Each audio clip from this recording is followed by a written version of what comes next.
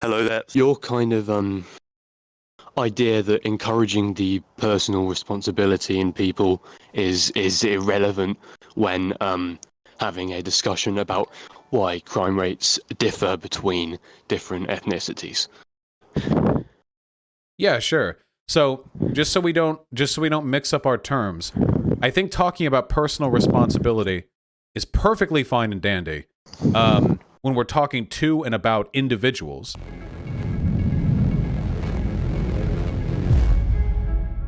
Because encouraging individual responsibility works when we're talking to individuals. But if we're talking about broad systemic issues, just blithely saying like, oh yeah, they should all just act better is nonsensical. It's completely meaningless. Well, no, because the kind of idea that those on from what I've seen anyway, that those on the left seem to advocate for is the kind of it's like discarding any idea that you know, the resulting differences between ethnicities in crime rates is anything to do with kind of yourself. It's all to do with how society is structured and how the system is designed to oppress you. And I just worry that that can result in some individuals as having an attitude kind of like, well, you know, why would I even try? Okay, so our behavior and our decision making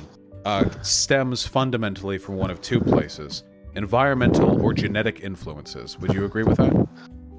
Yeah, I agree. Are you saying that you lean towards a genetic explanation for the difference in crime committed between black and white Americans? Well, oh, that's difficult to answer. That's a range of environmental factors, isn't it? Yes. So, for example, yes. No. Wait. I completely agree. Environmental factors are what lead into the differences between cultures.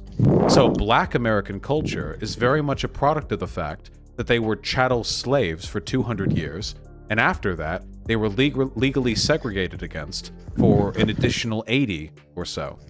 And that has very much affected their culture. So, my argument would be that to the extent culture affects the difference in behaviors between black and white people on average, this would be a product environmentally of pre-existing racism, and for that reason, redressing it should be the goal of anyone who wants to believe we live in a meritocracy.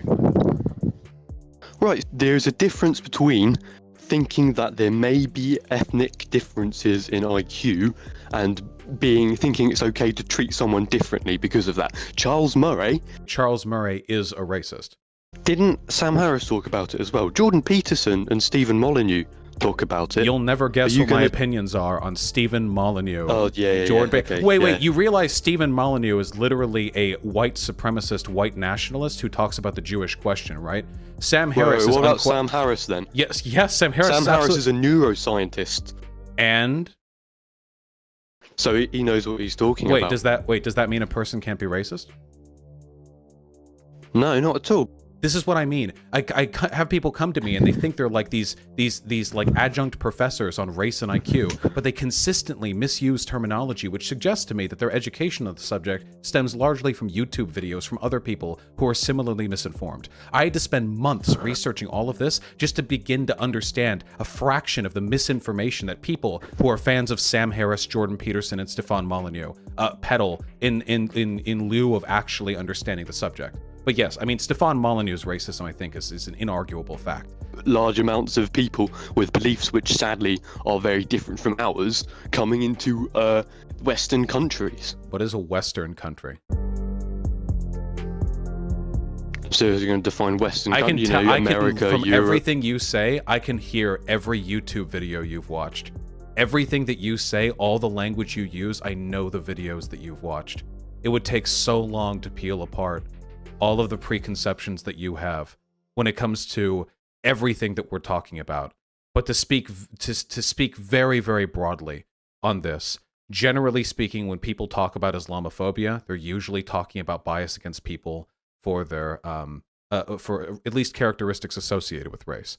For the aforementioned reason, Islamophobia can also target people who don't even believe in Islam. They're just sort of casualties of those beliefs.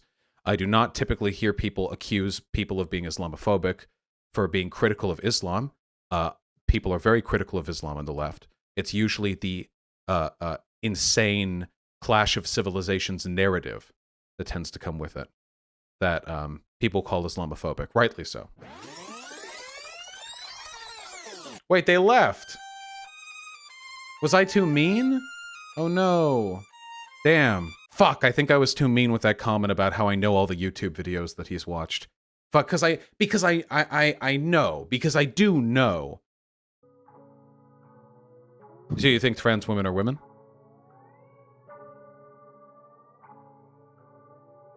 Right, look, the trans debate no, is it's a whole... okay. You probably wouldn't consider yourself a conservative, but by being somebody who consumes a lot of alt-right and IDW propaganda, you disagree with it and it's propaganda. You agree with it and it's just an opinion.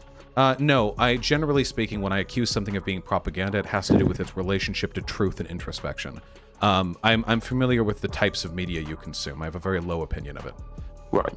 Well, look. I'm ready to concede this point, okay? That's all right. I appreciate you talking with me.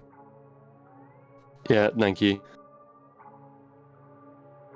I love you. Bye-bye. Bye. He didn't say it back. How rude. It's I feel like deep inside that this Blimpus person was not like a bad person. Like fundamentally, I don't think they're malicious, but I do feel like the information they've consumed has just fucking warped their mind. I think that was good though. A point where points given. I feel like I nailed basically every single talking point there. So I'm happy with that one.